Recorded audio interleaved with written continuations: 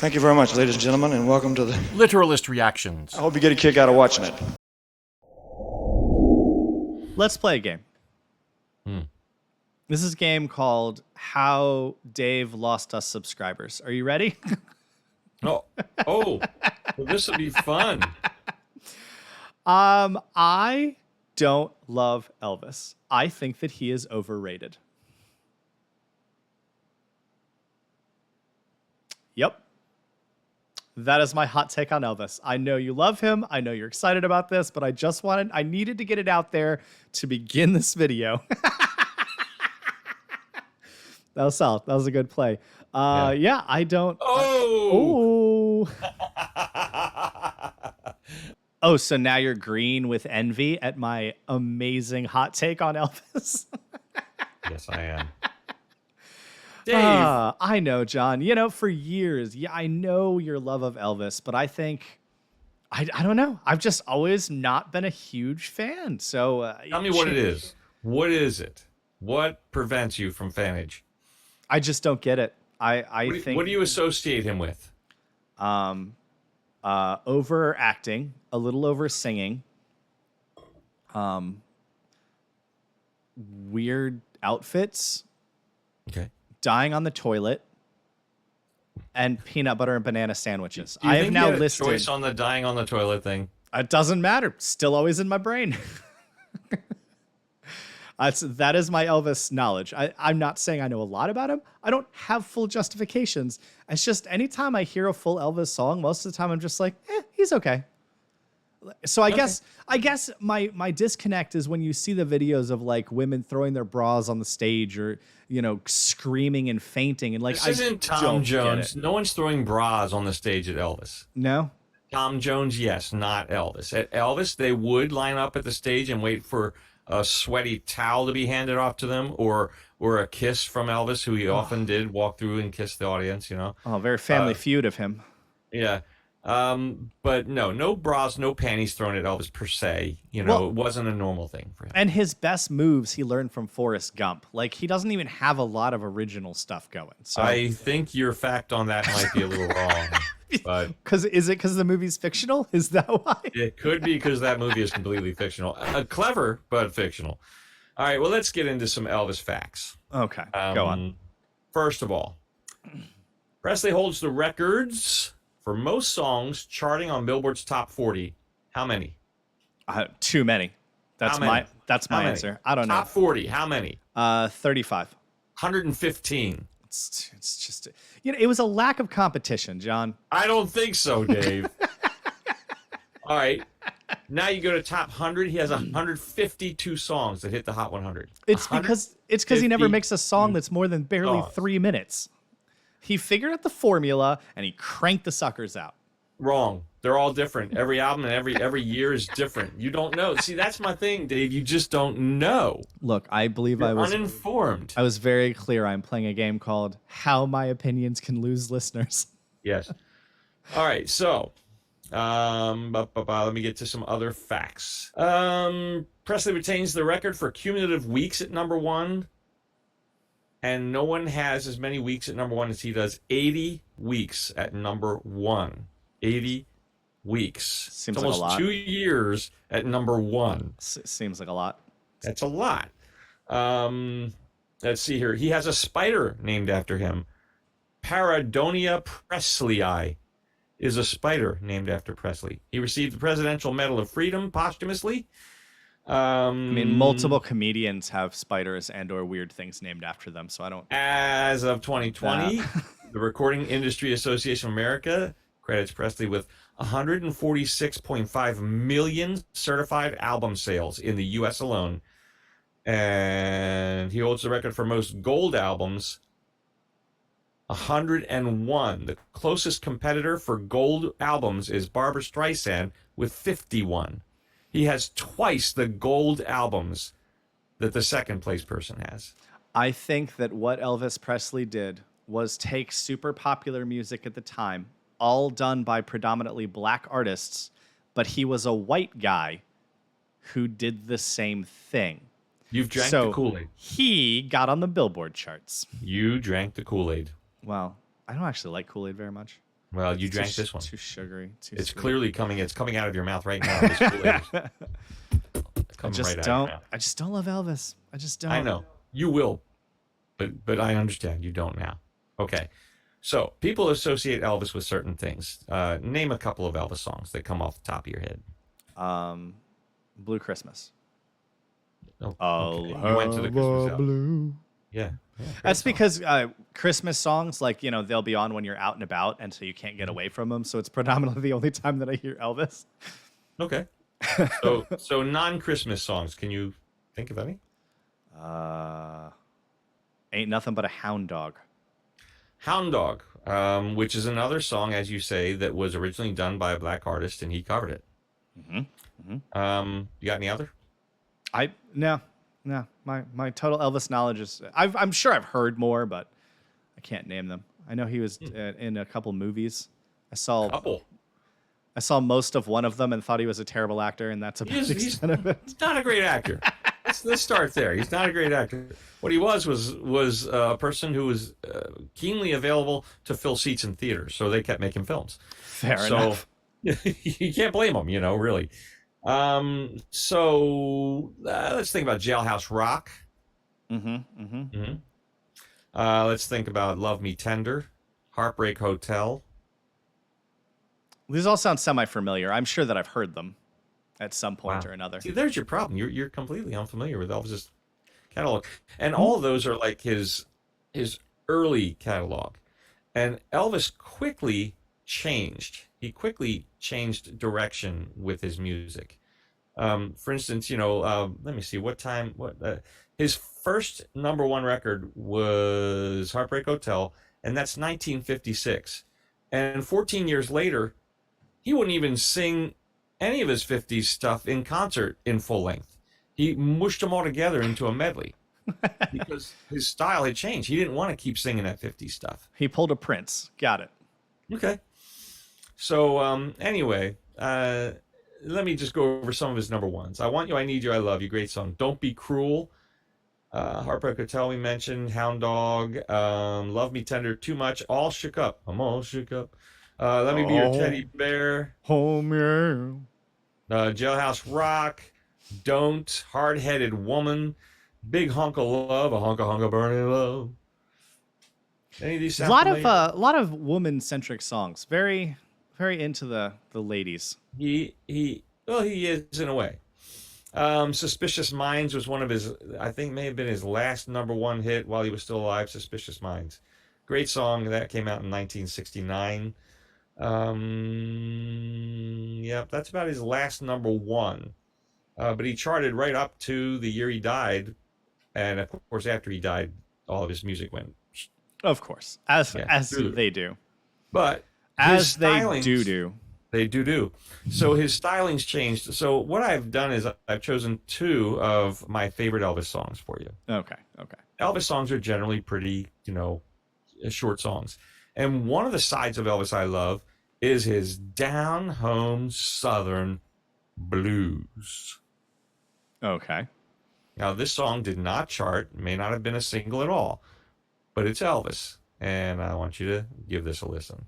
All right, here's Power of My Love by Senor Elvis Presley.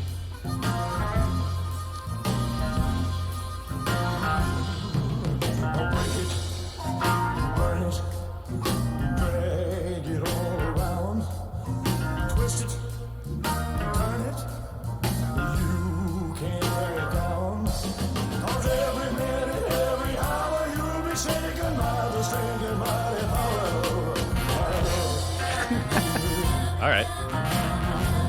And humble. Did I mention he was humble?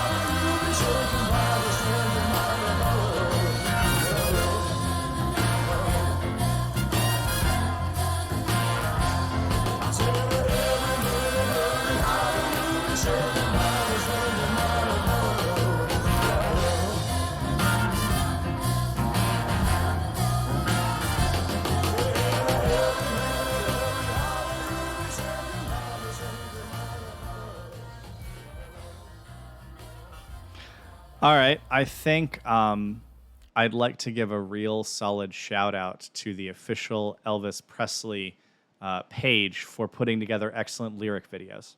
Yeah, first of all, yes. It's, that's what I want to say first and foremost. I think as long as the woman in question was also as equally into Elvis as Elvis is into Elvis, then that song is good. Dave, Elvis didn't. Almost none of the songs he recorded and released were written by him. That doesn't make me like him more. That makes me like him less. Okay, well, I could say the same thing about Whitney Houston. I could say the same thing about tons of artists. Oh, I'm sure. I'm sure. You know, what he was a guy with a rock solid voice, pitch perfect in concert and in the recording studio. And he had an ability to arrange the music. When you listen to his recordings or when you see any video of him performing, he has arranged it. He has chosen the instrumentation that will be highlighted at the different times, how the background singers are going to sing, when they come in, when they get strong. He has arranged everything, and he was a brilliant arranger with a solid voice, and he was a perfect entertainer. He had a sense of humor and all that. But he's often caricaturized because of his jumpsuits. Dude did have some jumpsuits. You know what? The 70s. So I actually don't hate the jumpsuits. His outfits, I think, are pretty solid, actually. I am all for a garish outfit. I believe I've made that very clear in our Yes videos. Very pro cape. I'm pro sequin cape. Well, Elvis had capes. I know. When I saw him, and maybe that's one of the, remember experience, I've said in another video, experience being part of the reason you love or don't like something. Or nostalgia. Nostalgia. But I was fortunate enough that my parents, when I was 12 years old, my parents took me to see Elvis Presley. It was 1 year before he died, and I saw him in concert. So, I mean, that cemented it. But my parents were Elvis fans, so I was a little bit indoctrinated into Elvis. But that indoctrination comes because I wasn't only familiar with the hits. I was familiar with the album cuts. So I heard a level of Elvis that most people didn't hear growing up. You know, and I had to, I was a closet Elvis fan in the 70s, believe me, because I was, in my teens. And that was not a cool thing to be when you were a teenager, to be an Elvis fan. I didn't know Elvis existed when I was a teenager. Yeah, that's kind of crazy. Anyway, so the other side of Elvis is his impeccable voice and his care about social events. He hated the racism in America. He hated it. And he did several songs specifically targeting that we really need to stop hating each other and we just need to love each other. And one of those, he finished his 1968 TV special for NBC. He finished it with a song called If I Can Dream. And this is, I'm getting emotional. This is performed live on television. Like, what you're seeing is him live. The directors chose to keep the musicians, the orchestra, completely out of screen and focus completely on Elvis. But the orchestra is live, he is live, and this special went out live And what you're seeing is, even with if you really know the song and stuff, you can catch where Elvis got a little lost a little bit once, but most people don't notice that. But listen to the song and listen to the passion, and watch the man's range and ability to communicate through song. All right. If I Can Dream.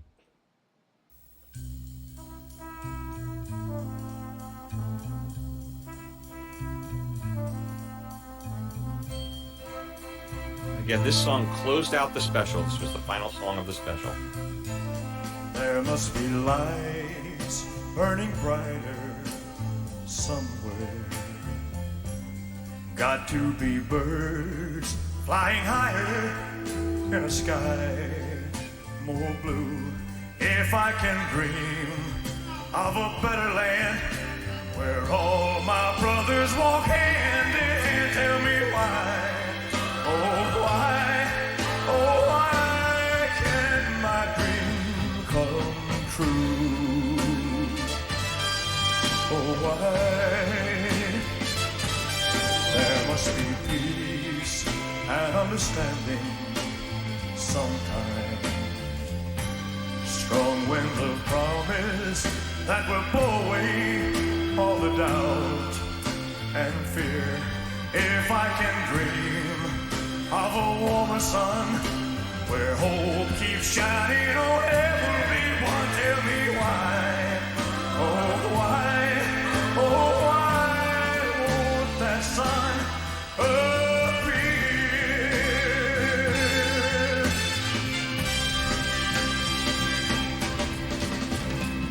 We're lost in a cloud with too much rain. We're trapped in a world that's troubled with pain. But as long as a man has the strength to dream, he can redeem his soul and fly.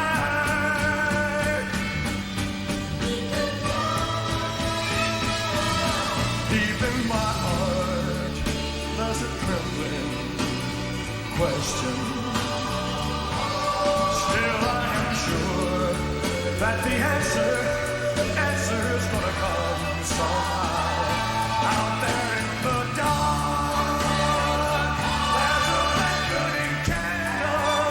Oh yeah, and while I can think, while I can walk, while I can stand, while I can talk, while I can dream, please let my dream come true.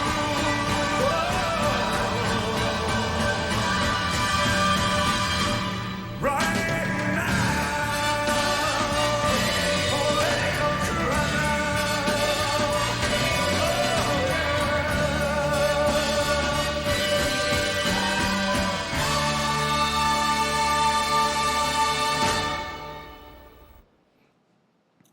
All right. Lyrically, I love that song. Lyrically, yeah, like I'm on board with everything he said, and you could see the passion with which Yeah. he sang it. And as you always say, passion makes good music. I think that the music, to me, did not always go along with what was being sang, and I figured part of it out, John, in the midst of that song. All right. So you have nostalgia of Elvis. Sure. The first time I ever found out who Elvis was, I was probably 12, 13 years old. And it was a character of Elvis on an episode of Animaniacs. Oh, jeez. That is the first introduction to Elvis that I ever got. Wow. Was literally an Elvis character. And it hit me while I was watching him that was my first Elvis.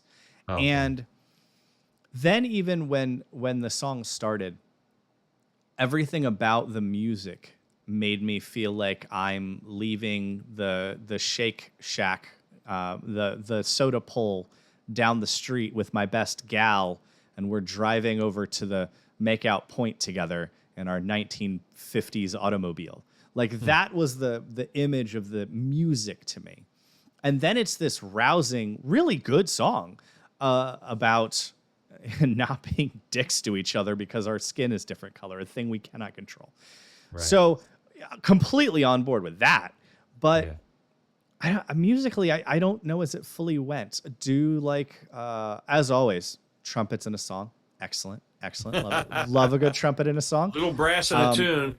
Also, from a showmanship perspective, like he sold it. He sold it. He sold the hand up with the trumpet blows. He absolutely performed it well. I was a little let down in that I was promised a vibrant jumpsuit, and then you showed me a song with a regular white suit. We just talked about my love of sequin capes and how I was on board for his jumpsuits. Well, maybe another video. If I can pull another Elvis trick on you, we'll do a video with one of his jumpsuits. But yeah, he definitely had the jumpsuits. No, I think that if I were to hear more Elvis, I would probably get rushed. Where like I couldn't even name a Rush song when we started. We first Rush or two songs, I couldn't get over the keyboard making me feel like it was in a sci-fi movie. And now I'm super into it. I think it's like a lot of things. It takes some marinating in the broth that is Elvis. Ugh, even I don't like that illustration. And maybe I would really enjoy it, but I don't know. Overall, I think a part of why you love him so much is nostalgia, and I don't have that. Well, there's no doubt a part, but there's definitely an appreciation for the talent and the ability and the shame of someone being snuffed out at 42 years of age. Because he was surrounded by yes men. Mm-hmm. Instead of someone telling him, no, you got to get your life straight. You can't take uppers to wake up and downers to go to sleep. Yeah, that's how you die. Yeah. Well, I will say if there's one thing I truly do love about Elvis, it's the fact that I also really like a peanut butter banana sandwich. And we do all this now, Dave. I know that was a great out. Did you out me? No. We do all this now because this is when we're recording this is basically the day after the 45th anniversary of the passing of Elvis. Oh, okay. So that's the timing of Elvis. So he's been dead for longer than he was alive. Yeah, longer than he was alive. Absolutely. And I remember the day of his death like perfectly. I know exactly what happened. And my friend Lisa called on the phone. My mom and I were headed out to go to the market. It was August, so I wasn't in school, And I answered the phone. My mom was already out the door with her keys, going to start the car. I answered the phone, and Lisa says, Did you hear Elvis died? Because she knew what a fan I was. And I'm like, shut up. And I hung up on her and went out. And my mom starts driving. She turns on the radio. Oh, what a coincidence. Elvis is on the radio. And I looked at her and I said, Lisa said Elvis died. And my mom goes, Elvis didn't die. She's just messing with you. So I push the button and we go to a different radio station. And Elvis is playing on that radio station. And I looked at my mom and she looked at me. And then I pushed all the buttons on the station. And they all were playing Elvis Presley. Rock, everything. So just for fun, I went to AM and went to the news station out of Philly. The news station was playing an Elvis song. Oof. Yeah, so at that point, it's pretty obvious. Yeah. Yeah, and for me, I don't remember the day Elvis died because I wasn't born for another 10 years, so. Yeah. So, yeah, he had an impact on me, obviously, and I know his catalog, obviously, and so I have the ability to share my love of Elvis with other people. Well, you know what? Like all things, I like things that I've never seen or heard before, and that includes pretty much all of Elvis. So I will happily listen to more Elvis. Maybe he will grow on me like fungus. In a jumpsuit. Maybe he'll grow on me like the beauty of a sequined cape.